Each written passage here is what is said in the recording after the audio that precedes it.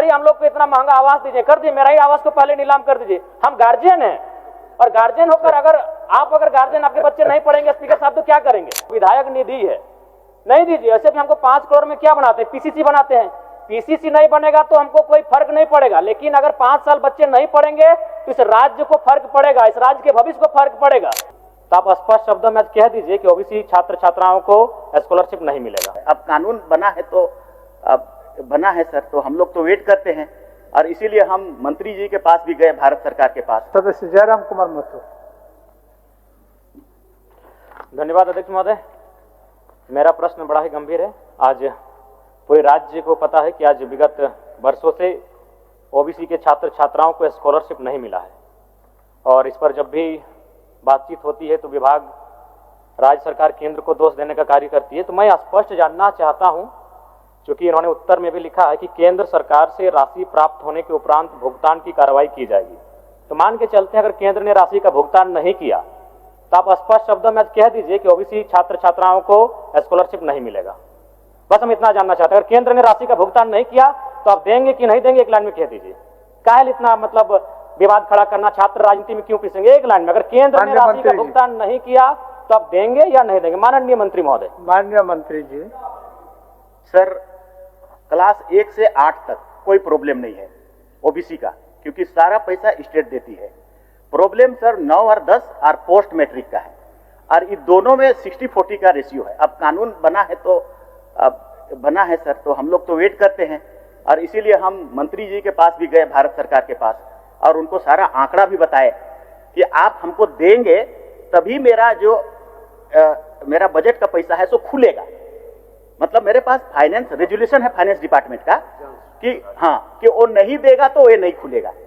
जैसे हम मांगने गए सर तो वो सिर्फ 3 करोड़ रुपया दिया हमको, तो उसका 2.5 करोड़ रुपया राज्यांश निकल गया, तो 6 करोड़ रुपया मात्र हुआ।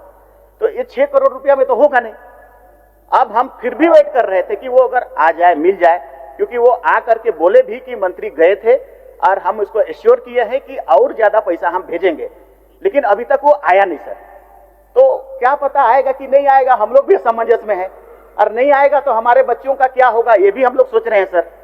और इसीलिए हमारे पास बजट में जो पैसा है, क्योंकि उसके लिए एक प्रावधान है कि उधर से आएगा तभी हम खोल सकते हैं, इसको शिथिल करने की आवश्यकता हम महसूस कर रहे हैं सर। हमको देना है सभी ओबीसी बच्चों को, उसको आगे बढ़ाने के लिए हमको महसूस है इस बात को। इसलिए सर करीब करीब हमारे पास काफी इतना पैसा है जिससे कि ये संभव हो जाएगा। बजट के अनुसार 275 और 9-10 के लिए 39 करोड़ और 275 करोड़ है हमारा पोस्ट मैट्रिक के लिए, इतना पैसा है। तो ये शिथिलीकरण के लिए हम लोग लेटर लिख रहे हैं। कल हमने पित्त पत्र भी जारी कर दिया सेक्रेटरी को कि आप इसका वैकल्पिक व्यवस्था करें। केंद्र नहीं देगा तो उसकी बात है, मत देने दीजिए, हम क्या करेंगे उसको बात बताइए, मेरे पास बजट में है उसको क्लियर करिए। तो हमने लिख दिया है, कुछ दिनों में हम लोग इसका व्यवस्था करेंगे। पिछले कल के अनुसार हम शायद लगता है कि इसको हम लोग ठीक कर लेंगे। चलिए जयराम जी, अच्छा उत्तर हुआ। यानी ठीक है अध्यक्ष महोदय, 1 साल से ज्यादा हो चुका है, तो वही तो हम सही बात। अगर केंद्र नहीं दिया तो क्या आपके पास विकल्प है, क्या तैयारी आपके? नहीं तो जयराम जी सर आप शायद ध्यान से, 1 साल से ज्यादा हो चुका है। नहीं सही बात हो चुका है, सही बात है। केंद्र आपका सवाल को मंत्री जी स्वीकार भी किए और पित्त पत्र भी लिख चुके हैं। ये उत्तर नहीं हुआ।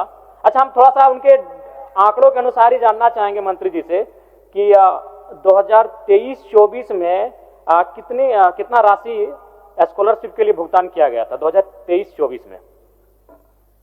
माननीय मंत्री जी 2023-24, हालांकि 2023-24 में आप शायद नहीं थे, फिर भी थोड़ा सा जानकारी हासिल करके। सर 23-24 में ठीक है हाँ बोल रहे हैं, ये तो लिखा हुआ 23-24 में 67.88 करोड़ हम लोगों ने डिमांड किया था, उसके बदले में 7.35 आया, केंद्र का हिस्सा इतना ही आया।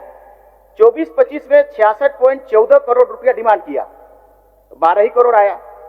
25-26 में 45.91 करोड़ डिमांड किया, 3.95 ही करोड़ आया। फिर पोस्ट मैट्रिक में भी ऐसे ही हुआ सर, 271 करोड़ रुपया का हम लोग डिमांड किया, 77 करोड़ रुपया मात्र आया 23-24 में। 24-25 में 353 करोड़ का डिमांड किया, आया 33 करोड़। अभी 25-26 में 370 करोड़ का जरूरत है, उसमें 0 आया, एक और नहीं आया, तो नहीं आ रहा है तो क्या करेंगे हम लोग सर? वही तो मैं कह रहा हूं कि ठीक है, मैं एक सुझाव देना चाहूंगा। बताइए सुझाव बताइए। मैं एक सुझाव देना चाहूंगा कि जब तक केंद्र का अंश नहीं मिल रहा है तब तक आप तमाम छात्रों को ब्याज रहित ऋण दे दीजिए। जब अंश आ जाएगा आप काट लीजिएगा। ये बहुत गंभीर विषय है। और नहीं तो जो विधायक निधि है नहीं दीजिए। ऐसे भी हमको 5 करोड़ में क्या बनाते हैं, पीसीसी बनाते हैं।